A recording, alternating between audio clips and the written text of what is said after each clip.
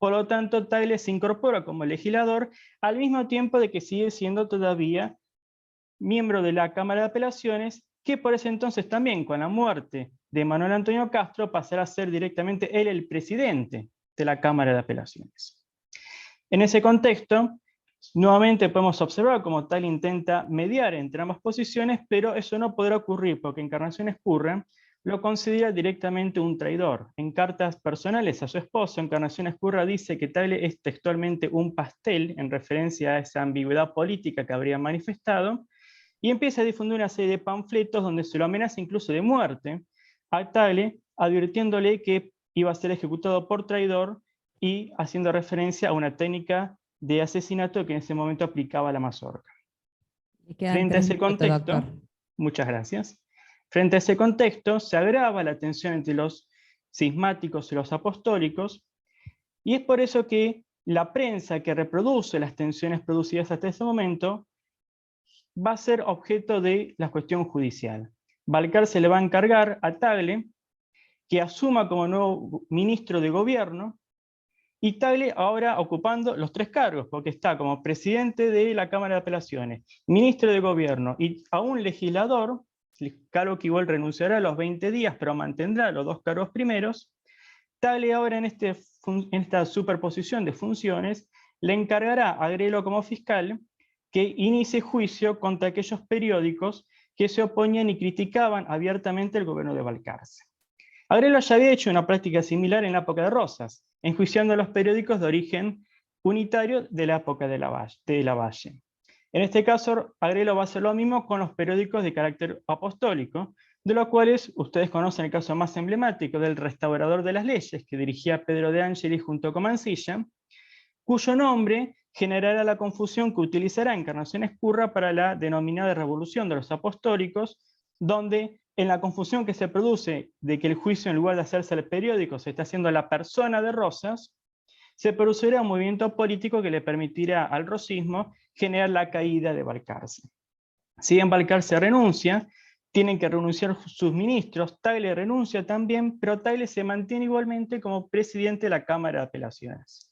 Agrelo sigue siendo igualmente fiscal durante el periodo del gobierno de Viamonte y después del gobierno de Massa. Ambos siguen ocupando estos cargos e incluso se acercan personalmente a De Angelis y a Mansilla. Esto se puede observar mediante ciertas resoluciones donde Tagle le permite, por ejemplo, a De Angelis la publicación de una serie de escritos personales, y en el caso de Agrelo va a actuar como abogado personal en una causa representando a Mansilla, que habían sido los redactores del Restaurador de las Leyes. Con lo cual se 1 minuto observa le otra queda. vez, gracias, ese pragmatismo político, hasta que cuando Rosas llegue al gobierno en 1835, con la suma al poder público que le permitirá controlar el poder judicial, lo primero que decide es la destitución, cito textual, de por vida y para siempre de Pedro José Agrelo y de Gregorio Tagle y sus respectivos empleos por no tener la confianza del gobierno. De esa manera podemos observar cómo ambos han sido agentes políticos vinculados a la administración de justicia, pero vinculados también a un saber y a un pragmatismo que le permitía seguir en la dirigencia política, pero al mismo tiempo, como si bien han sido agentes de Rosas, limitaron también las pretensiones de Rosas, estando por momentos en los espacios opositores a Rosas, y es eso lo que lleva a que cuando Rosas pueda garantizar la centralización de la administración de justicia en su persona con la suma del poder público, decide entonces concentrarse en personas de extrema confianza, donde claramente Agrelo y Tagle no ocupaban esa confianza y esa cercanía entonces al gobernador. Muchísimas gracias.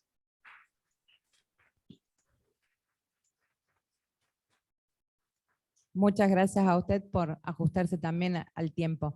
Me dice el doctor Abasolo que se encuentra el doctor Márquez, así que también le vamos a ceder el uso de la palabra a él, con su tema el Poder Judicial en la temprana labor legislativa patria. Bueno, muchísimas gracias. Buenas tardes a todos. Una aclaración, yo figuro como profesor de la Universidad de Buenos Aires, lo cual no se ajusta a la realidad. Soy egresado de la Facultad de Derecho de la Universidad de Buenos Aires, pero en la actualidad soy profesor de la Delegación Neuquén de la Universidad Católica de Salta y de la Universidad Católica Argentina en su subsede de Mendoza. Bueno, hecha esta primera acotación y agradeciendo a los organizadores la posibilidad que me dan de participar en esta actividad, quiero decir que en realidad, más allá del titulado del trabajo, lo que me interesa es llamar la atención respecto de la importancia de la historia constitucional argentina y reiterar la necesidad de que se ahonde su estudio en las diversas materias que componen la currícula de la carrera de Derecho. En este trabajo vamos a advertir como ya en los primeros momentos de nuestra historia patria aparecen algunos institutos que en la actualidad, lo que es todo el movimiento progre que hay dentro de la justicia, lo declama, parece que lo descubriera. Sin embargo, en aquella época ya había institutos muy modernos, si se quiere, muy adaptados a lo que era la necesidad de su momento y que vamos a ver. Parto de la exposición a partir de lo que se da como fecha de inicio de la época patria, que son los sucesos de mayo de 1810. ¿Por qué? Porque en su acta final, ya se establece, concretamente en su artículo 7º, que dice así: los referidos de su señoría que componen la Junta Provisoria queden excluidos de ejercer el Poder Judiciario, el cual se refundirá en la Real Audiencia, a quien se pasarán todas las causas contenciosas que no sea de gobierno. Con lo cual queda instituido un triduo por el cual el Poder Ejecutivo quedaría en manos de la primera Junta, el Poder Legislativo en manos del Cabildo y el Poder Judiciario en manos de la Real Audiencia. Recordemos la importancia de la Real Audiencia y la importancia de su conformación, a partir de que luego del cruce entre el obispo Luey Riega y Castelli, el siguiente cruce que se produce es entre el fiscal de la Real Audiencia, José Genaro de Villota, y Juan José Paso. Bueno, a partir de ahí se crea ese triduo de gobierno que va a ser seguido a lo largo de nuestra historia. Pero ahí tenemos un primer puntapié inicial. Al elegirse en gobierno, por otra parte, el primer triunvirato nos lega el Estatuto Provisional del Superior Gobierno de las Provincias Unidas del Río de la Plata, a nombre del señor don Fernando VII, en cuyo artículo 5º manda que el conocimiento de los asuntos de justicia corresponde privativamente a las autoridades judiciales con arreglo a las disposiciones legales, avanzándose de tal modo más en la reafirmación del aludido diseño institucional. Más adelante, al hacer un análisis puntual, veremos que la Asamblea General Constituyente de 1803 no se apartó de ese esquema. Y así tenemos entonces que llegamos al Reglamento de Institución y Administración de Justicia del Superior Gobierno Provisional de las Provincias Unidas del Río de la Plata, que establece que, en primer lugar, el reglamento provisorio sobre los recursos de la segunda suplicación o nulidad o injusticia notoria y otros extraordinarios, que tiene que ver también con el dictado de ese cuerpo, ¿no? Y dice que se imprima este reglamento y circule en las audiencias, juntas provinciales, subalternas y cabildos, publicándose por bando en esta capital y en todas las ciudades, villas y lugares de la comprensión del gobierno, para que se entienda por todos que esta Junta Superior Provisoria, que debe regirlas en paz y en justicia en nombre del señor Fernando VII, oirá y alzará expidiéndose con arreglo de las leyes sus quejas, agravios, violencias y fuerzas que con sus providencias le infieren los jueces, tribunales y magistrados. Esto es muy importante porque ustedes fíjense que cuando la primera Junta de Gobierno Patrio, a partir de diciembre de 1810, se constituye en lo que nosotros conocemos la Junta Grande, y luego, a raíz del reclamo que le hace el Cabildo cordobés y de la pluma de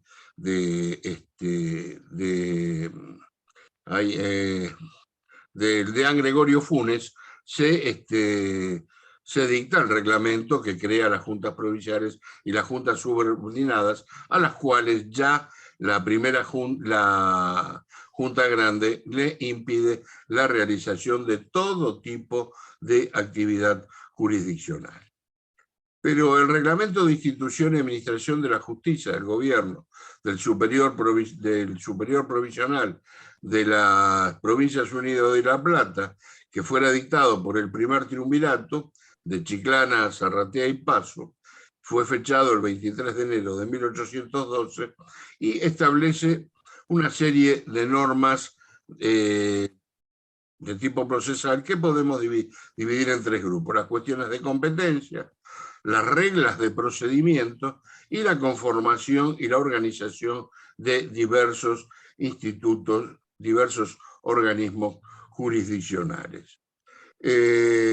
Su texto concluye con una manda que dice: este reglamento será reconocido y jurado por todos los gobiernos, cabildos y autoridades de los pueblos y villas que comprenden las Provincias Unidas del Río de la Plata, archivándose según estilo, a cuyo efecto se imprimirá y circulará. Le quedan 3 minutos, doctor. Muchas gracias. Bueno, el establecimiento de reglas de competencia era muy importante, nosotros lo vemos en los códigos modernos.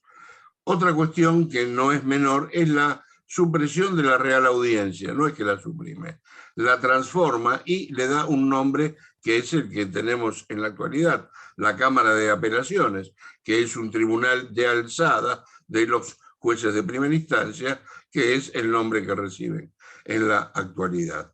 La creación de los tribunales de la Concordia, esto es muy, muy importante. Hoy se habla mucho, hoy se habla muchísimo, y ustedes ven que en todos los poderes judiciales, tanto el nacional, en el nuevo ordenamiento procesal penal, como en la gran mayoría de los estados provinciales, existen oficinas de mediación. ¿Por qué? Porque hoy se concibe al delito y a cualquier tipo de cuestión que pueda ser sometida a los tribunales como un conflicto. Entonces, ¿qué le interesa a la sociedad? A la sociedad le interesa no que se castigue a una persona, sino que se resuelva el conflicto. Esa idea ya estaba anidada en la norma que les acabo de citar. Por otra parte, hay una cuestión que no podemos desoír. En esa época no había muchos abogados, el foro era muy reducido, entonces había que reducir también las cuestiones que llegaban a los tribunales. Los tribunales de la concordancia fueron un claro ejemplo de ello. Hoy se habla mucho de la mediación. Señores, en 1812 nuestros hombres de entonces ya lo habían diseñado. Otra cuestión, voy salteando un poco, tiene que ver con el principio de disponibilidad. Los que hemos transitado el fuero penal sabemos que el principio de disponibilidad es algo que se pone en manos de los fiscales para el caso del juicio abreviado o para el caso de lo que consideren mejor. ¿Por qué? Porque el fiscal es el titular de la acción pública. Bueno, el artículo 41 disponía ya del principio de disponibilidad. Y hablaba del procurador síndico y daba la posibilidad que tuviera disponibilidad de la acción penal. La reformulación del sistema de vías recursivas. Y una cuestión, porque para el final, que les pido por favor me tengan paciencia, pero es muy importante, es que hoy la ejecución penal, que en los ámbitos jurisdiccionales se está hablando sobre respecto de su autonomía, adscribo a la idea de la autonomía porque creo que la ejecución penal da con los tres elementos por los cuales una rama del derecho la podemos considerar tal, es decir, la autonomía didáctica, la autonomía legislativa y la autonomía interpretativa, y esas tres cuestiones están íncitas en todo lo que es el fenómeno de la ejecución penal, encabezado por la parte final del artículo 18 de nuestra Constitución Nacional. Bueno, en ese momento ya nuestros hombres de entonces habían diseñado un sistema eficaz de control de la ejecución penal,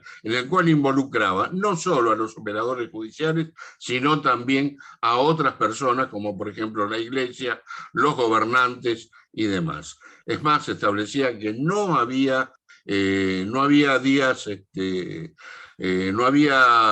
días de feria o días inactivos cuando se trataba de personas privadas de su libertad. Y por último, otra cuestión que hoy está muy de moda, que es la defensa in pauperis, ya estaba contemplada en el artículo 35 de esa norma. Así que bueno, un poco con esto he querido diseñar y por sobre todas las cosas llamar la atención de la importancia de la historia constitucional. Como siempre digo, cuando participamos en el carácter que sea de actividades académicas, es muy importante que lo hagamos con una actividad militante. Si no, no sirve. Si vamos nada más que para que nos den el cartoncito, no sirve. Hay que tener una actividad militante. Y esa actividad militante debe ser, y les pido a todos que la tengan, que ahondemos en el estudio de la historia constitucional argentina, que tiene mucho, mucho para darnos, mucho, mucho para enseñarnos. Por último, y lo voy a dejar para decir, lo dejo sin tratar, el reglamento para la administración de justicia, que fue obra de la Asamblea General Constituyente del año 1813, donde también encontramos institutos muy de actualidad que nos llamaría la atención. Así que bueno, les agradezco a todos que me hayan escuchado, agradezco también esta yapa de tiempo que me han dado y bueno, nada más, muchas gracias nuevamente. Muchísimas gracias, muy amable. Vamos a poner en consideración los tres trabajos, el tiempo es acotado, en principio según el cronograma dice 10 minutitos, la doctora Kluger ya ha levantado la mano, ¿alguien más? No sé, ¿puedes ponerme el... Doctora Kluger, por favor.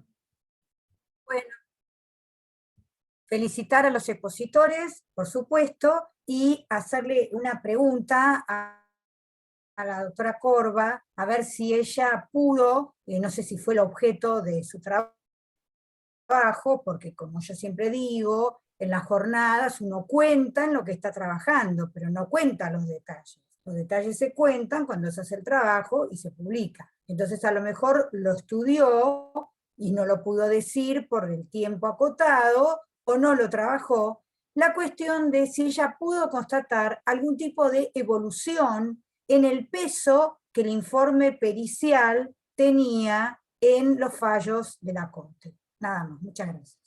Bien, primero vamos a hacer todas las preguntas para todos los disertantes y después en el mismo orden que expusieron van a ir respondiendo. La doctora Barra, por favor.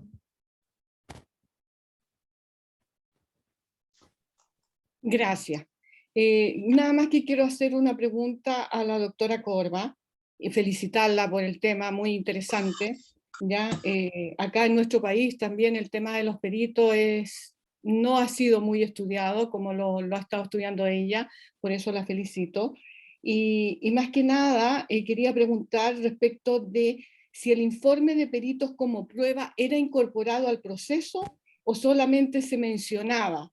Y si en algunos casos se incorporaba parte de estos fundamentos en las sentencias, porque acá ocurrió eso a raíz de la dictación del auto acordado de la Corte Suprema de 1918, que ordena precisamente fundar la sentencia, y en virtud de ello, muchos jueces incorporaban los argumentos, o algunos de los argumentos de los peritos, en su sentencia, lo hacían suyo.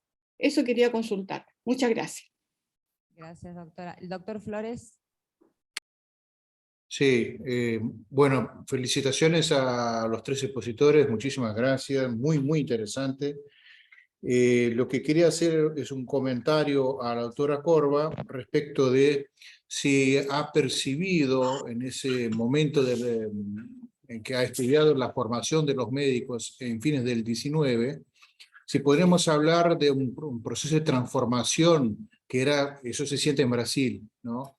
De la transformación de la currícula, porque hay todo un impacto de los congresos en Francia, congresos que son más técnicos, y aquella formación más tradicional de la medicina que venía del 18 ya estaba a pique, y bueno, entonces no sé si eso va a tener repercusión en cuanto a la formación de los médicos, y si eso dentro de del ámbito judicial hay algún tipo de selección que se puede hacer cuanto a un criterio técnico más en ese debate de la época. Y además al doctor Ariel también a una pregunta simplemente por muy interesante. Yo tenía en cuenta el vínculo, el tránsito que tenía De Angelis con Rosas, y cuando apuntó nuestro colega respecto del vínculo de Tagle y Agrelo con De Angelis, que estaba la aproximación antes del uso de la suma de poder público, lo que puede explicar, tal vez había un movimiento político para llegar más cerca de Rosas, y lo que podría, porque De Angelis podría ser tal vez un elemento de introducción para eso, que si hay algún aspecto en ese sentido. Muchísimas gracias. Doctora Sanjurjo, su consulta o su comentario. Y, buenas tardes, yo quería felicitar a todos los ponentes, y en el caso de la ponencia de María Angélica, quería destacar que este tipo de estudios que ella está realizando es una corriente bastante nueva que estudia la formación y la conformación y las funciones de los distintos agentes y funcionarios estatales. Así que bueno, la animo a seguir con esto porque no es un trabajo fácil.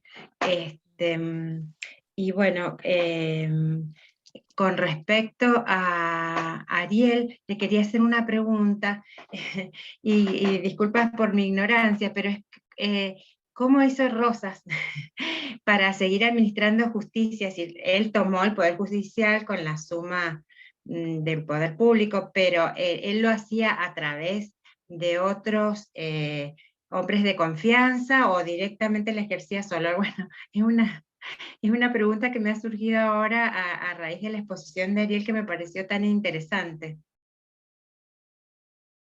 Doctor Caterina. Sí, voy a ratificar lo que dijo Inelén, ¿no es cierto?, respecto al trabajo de María Angélica Corba. Me parece que es fundamental cuando se estudian los poderes judiciales, estudiar todo el poder judicial. O sea, no se puede pensar una resolución de un juez en un caso de envenenamiento sin algún tipo de asesoramiento técnico. Y si no se piensa en la integralidad del Poder Judicial, estamos pensando en telequia, ¿no es cierto? O sea, pensando que el único que administra justicia es el juez, y no que es un combo en el cual el juez es la última decisión normalmente, pero que lo fundamental es todo ese entramado previo, ese conjunto de gente que va a estar trabajando. Me parece excelente esa beta de interpretación y de trabajo. Doctor Martín.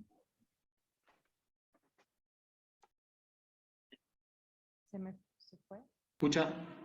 Ahí está. Bueno, felicitar a los ponentes, primero que todo, quería, y hacer una pregunta a la doctora Corba, una opinión de ella, si hubo hay alguna afectación constitucional de la Constitución de ese tiempo respecto a un informe dependiente de un órgano ejecutivo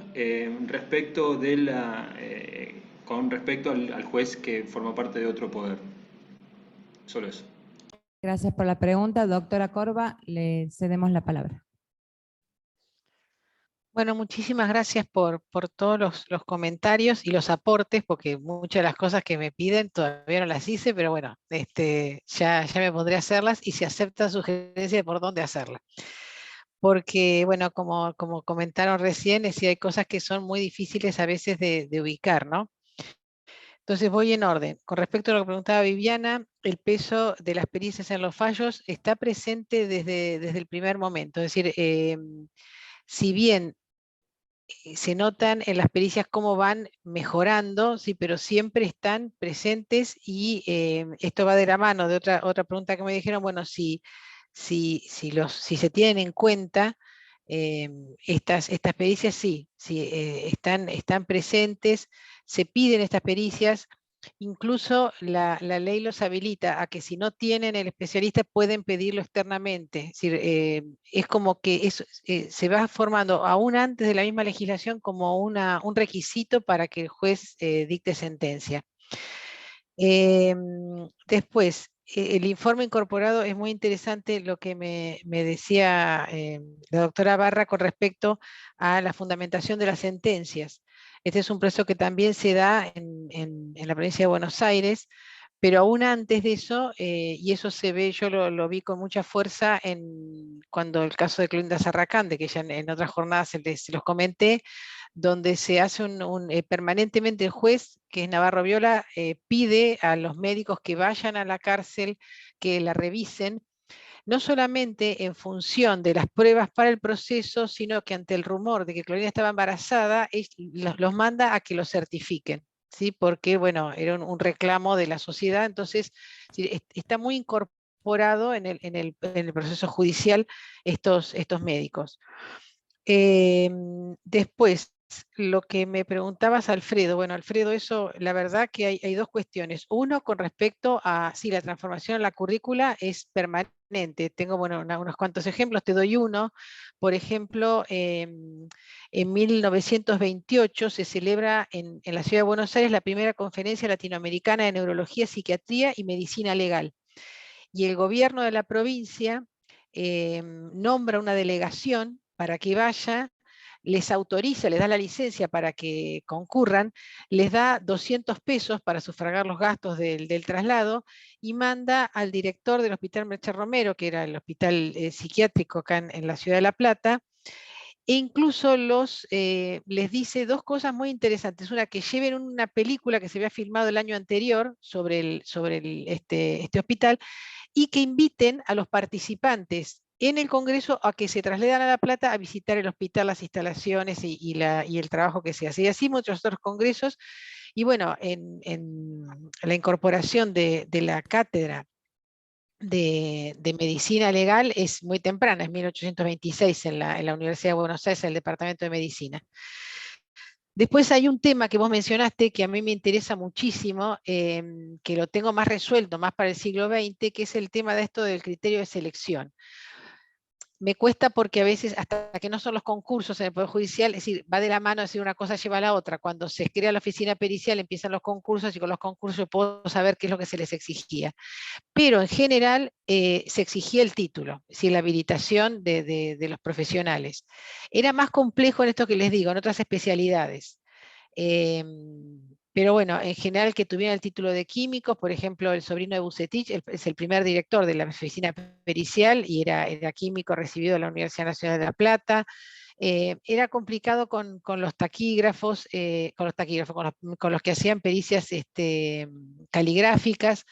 Después, bueno, por ejemplo, los contadores también, es decir, también dependía de la especialidad y bueno, va cambiando a lo largo del tiempo, pero lo tengo presente ese tema, pero es complicado estudiarlo. Y después lo que me decía, bueno, muchas gracias, Helen, por el aliento. Y bueno, yo me sentía cuando estaba preparando esto, digo, lo tengo a Luis ahí sentado, que es el especialista, es decir, tendría que hablar él en realidad, cómo repercute. Por eso estudié lo de la pericia, es decir, como concepto también primero, bueno, que lo profundicé bastante para ver esto que también me pide Viviana, bueno, y que me decía también Jenny, bueno, están estos cuerpos, pero pesaban, tenían bueno, sí, yo los veo y realmente hay trabajos interesantísimos, el trabajo de Sol Calandra sobre el infanticidio, también lo demuestra, ¿no? Porque esto que les comentaba, que la ley muy tempranamente, por ejemplo, con el infanticidio, determina que es una función específica que el médico tiene que determinar el momento de la muerte de la criatura. Así que bueno, no quiero sacarles más tiempo. La última pregunta que no entendí bien, por ahí si me lo explicas un poquito mejor, no entendí muy bien qué me preguntabas, Paul. No, tú, en base a tu pesquisa, si encontrabas alguna tensión constitucional por parte de los jueces que tenían que aplicar una pericia, un dictamen pericial de un experto, si se podían apartar o no, conforme a que ellos dependían de otro poder y si podían ser, vamos a decir así, influenciados y demás al depender de otro poder. Pero es una opinión, si había algo, ¿no? No, es buena la pregunta. Yo hasta ahora decir, a ver, eso habría que hilar mucho más fino y habría que hacer un estudio de las pericias como en el tiempo y en el espacio. También hay otra cuestión que es importante, yo no quería meterme en eso, pero bueno, la provincia de Buenos Aires es muy grande, está dividida en varios departamentos judiciales, y ahí entramos en las diferencias que Luis también lo podrá decir él en su práctica profesional, que bueno, Santa Fe también tiene esas diferencias, donde no va a ser igual la utilización de las pericias por un juez no sé, del interior que de la capital. Sí, bueno, ahí se complica todo ese tema.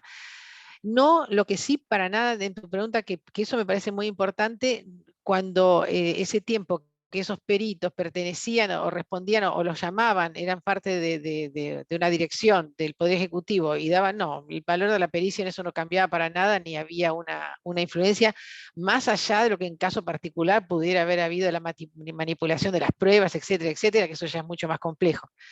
Pero bueno, les agradezco muchísimo porque bueno, han abierto un montón de cauces para seguir investigando. Muchísimas gracias.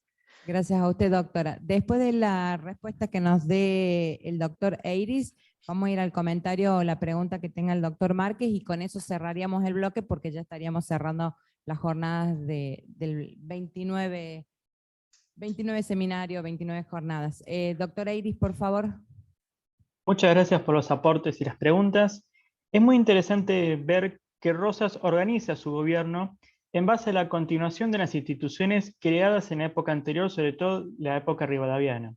Eso es algo que María Angélica tiene trabajado en muchos de sus estudios y que me permite a mí también pensar esta continuidad no únicamente de las instituciones, también de estos agentes que vienen del periodo rivadaviano y que siguen después en la época de Rosas. De Angelis es un ejemplo, ya que De Angelis fue convocado por Rivadavia y cuando llega ya Rivadavia no está más en el gobierno, pero se inscribe automáticamente dentro primero del gobierno de Dorrego y después del gobierno de Rosas. En ese sentido, De Angelis es un actor, es un letrado también que está en función del rosismo, pero es interesante que al mismo tiempo tiene debates con otros letrados, sobre todo cuestiones históricas y cuestiones que hacen a la erudición de este tipo de figuras, y eso hace que De Angelis no esté abiertamente opuesto a Tagle o a Grelo en determinadas cuestiones, en determinados intereses. De hecho, Agrelo y Tagle tampoco se habían mostrado como antirrosistas con claridad en los sucesos de la Revolución de los Restauradores. Si bien promueven el juicio de estos periódicos, Agrelo en algunos momentos se preocupa de demostrar de que él no tiene un problema contra Rosas, sino que le está cumpliendo órdenes del mismo gobernador. Y es una forma que ellos tienen también de justificar su continuidad en el gobierno después de la caída de Balcarce. No obstante, habrán perdido la confianza de Encarnación Ezcurra y por lo tanto habrán perdido la confianza de Rosas, que es el detonante final de la expulsión que ellos van a sufrir en 1835. Cabe aclarar que muy poco tiempo después se tienen que exiliar a Montevideo. En ese mismo contexto también es interesante ver, además de estas relaciones que ellos tienen, cómo en realidad Rosas también al momento de administrar la justicia con la suma del poder público, Rosas sigue manejando las mismas instituciones que existían antes, siguen habiendo las mismas instituciones e instancias de administración de justicia, pero Rosas, como encargado de la suma del poder público, tiene la última palabra, es la última instancia que puede llegar a resolver determinadas cuestiones, pero en ese proceso de centralización Rosas también se preocupa por tener agentes que le respondan directamente a él. Hay muchos de esos funcionarios que estarán vinculados a la Administración de Justicia que claramente son rosistas, pero Tagle y Agrelo, pese a ese pragmatismo que intentaron mostrar, también fueron personas que habían limitado la autoridad de Rosas, cuestionando jurídicamente ciertas cuestiones sobre las que Rosas quería avanzar, en concreto, claro, sobre el ejercicio de la Administración de Justicia fuera de la provincia de Buenos Aires. Y es quizás también ese otro de los detonantes que hace que Rosas los expulse de la Administración de Justicia, ya que inmediatamente que él asume el gobierno, va a iniciar la causa de juicio contra los hermanos Reina Fe por el asesinato de Quiroga, que es una situación totalmente externa a la provincia de Buenos Aires. Y es uno de los elementos que lleva a que Rosas incluso haya asumido con esta atribución en particular de la suma del poder público, y es uno de los elementos que va a estar muy presente en la construcción del discurso rosista, que legitimen por qué tiene que existir un poder como el de Rosas, después de la conmoción generada por la muerte de Quiroga. Hay una serie de coyunturas ahí muy interesantes de analizar, pero siempre dentro de esta continuidad de instituciones, continuidad de agentes, e incluso dentro de un discurso republicano que está presentado tanto en el primer gobierno de Rosas como en el segundo gobierno de Rosas, aún por parte de la misma concepción de estos funcionarios que, como hemos dicho, aunque ocupen distintos cargos, en el caso de Agrelo están los 3 poderes, siguen entendiéndose en clave republicana y de hecho hablan de la independencia del Poder Judicial, pese a que en la práctica, claramente lo hemos visto, es mucho más complejo el desarrollo de esa dinámica jurídico-política, ¿no? Muchísimas gracias. Doctor. Muy amable de su parte. Doctor Márquez. Sí, no, yo quería, bueno, primero destacar el trabajo de los 2 colegas que me precedieron, y respecto del trabajo desarrollado por la doctora Corba, hay algo muy importante que ella dijo, que es que el perito es un auxiliar del juez, obviamente. Este tema, si desean ahondarlo, en el 29 Congreso Panamericano de Derecho Procesal que se llevó en la ciudad de Panamá en agosto de 2019, se trabajó exhaustivamente sobre la prueba en el proceso, ya sea penal o civil. Y por último, llamar la atención de la importancia del trabajo desarrollado por la colega, porque fíjense ustedes hoy que la gran mayoría de los hechos criminales son resueltos por la policía científica, que ha desplazado a la actividad pesquisitiva. Es decir, ya no son tan determinantes los detectives, sino son determinantes las áreas científicas de la policía, que es la que coadyuva. Muchos de ustedes se preguntarán, por ejemplo, ¿para qué se secuestran celulares? Bueno, porque a partir del intercambio tecnológico de información se puede llegar a determinar cómo se realizó, quién realizó un determinado hecho. Así que creo que el tema abordado por la doctora es realmente muy, muy importante, y creo que es uno de los grandes temas del derecho en general y el derecho procesal en particular. Nada más, era simplemente para eso. Gracias, Muchas doctor. gracias, doctor, muy amable. Bueno, ahora le vamos a ceder, sin más, la palabra a la doctora Kluger. Si bien había una pausa, pero me parece que ya por el tiempo podemos obviarla, y directamente le cedemos la palabra a la vicedirectora del instituto para que dé cierre a estas jornadas.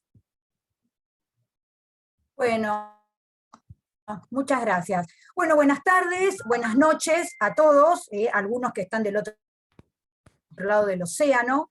Llegamos finalmente. En esta maratón hemos alcanzado la meta. Hemos podido dar cumplimiento a nuestro cronograma a pesar de las complicaciones que generan la convivencia presencial y virtual. En primer lugar, quisiera agradecer a la Universidad Nacional del Centro de la Provincia de Buenos Aires, que ha coorganizado estas jornadas, lo que ha significado un apoyo enorme para el éxito que considero que han tenido estas jornadas. En segundo lugar, quisiera agradecer a mis compañeros de la comisión organizadora, María Rosario Poloto, Agustín Parise, Gabriel Presi, Ariel Eiris y Juan Paulo Gardinetti, que se ha puesto estas jornadas al hombro y en la que cada uno cumplió una tarea sin la cual hubiera sido imposible que hoy estemos acá. También quisiera agradecer al bibliotecario de nuestro instituto, Leandro Lescano, que ha colaborado con María Rosario Poloto en la elaboración del bellísimo cuadernillo que les hicimos llegar.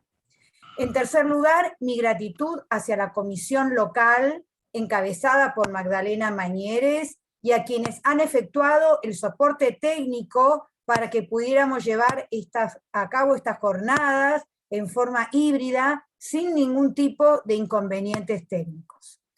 Llegamos hoy a las 29ª jornadas de Historia del Derecho, unas jornadas que, como ha señalado el doctor Abasolo, se vienen celebrando afortunadamente desde 1967 y que prácticamente nunca se han interrumpido. En esta oportunidad han participado casi 40 expositores de varias provincias de Argentina, de Chile, de Brasil, de México, de Cuba, de España, de Italia y de los Países Bajos. Han convivido en estas jornadas e intercambiado reflexiones miembros antiguos de nuestro instituto, miembros nuevos de nuestro instituto y jóvenes investigadores que se han acercado por primera vez. Las jornadas han servido para poder detectar el crecimiento académico de quienes han venido participando en ella a lo largo de todos estos años. Todos han dado cuenta de los temas en los que están trabajando. Se han intercambiado comentarios que todos hemos recibido con gratitud para poder seguir avanzando en nuestras respectivas investigaciones y que serán el germen de charlas, conversatorios, seminarios en los que se podrá dar cuenta del avance o la culminación de estas investigaciones. Quiero agradecerles a todos ellos por su participación, así como también a quienes no han presentado ponencias, pero han seguido estas jornadas como asistentes, animándolos a participar de las próximas con un trabajo. A lo largo de estas jornadas se ha hablado de la importancia de la investigación, de la necesidad de tender puentes.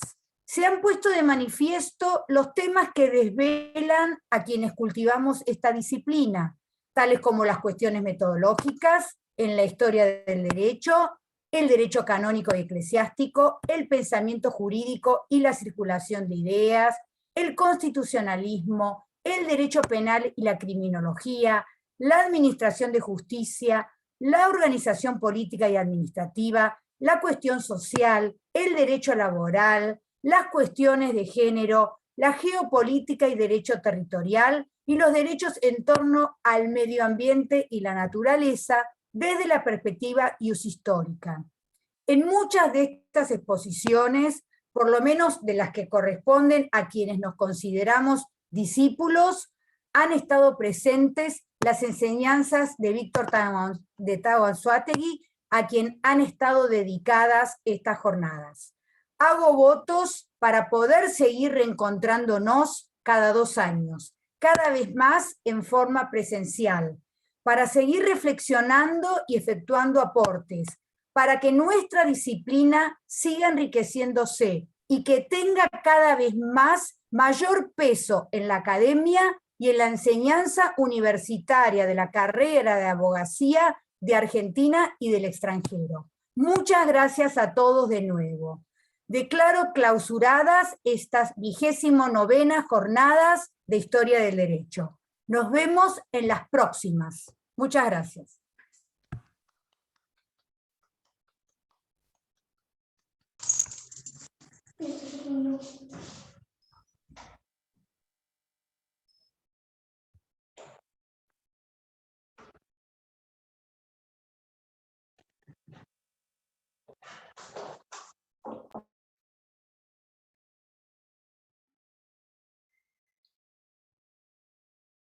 Hasta luego a todos. Hasta luego, Hasta luego. gracias. Un gusto verlos. Hasta luego, Angélica. Bye. Beso. Bye, bye. Saludos a todos. Muchas gracias. Felicitaciones.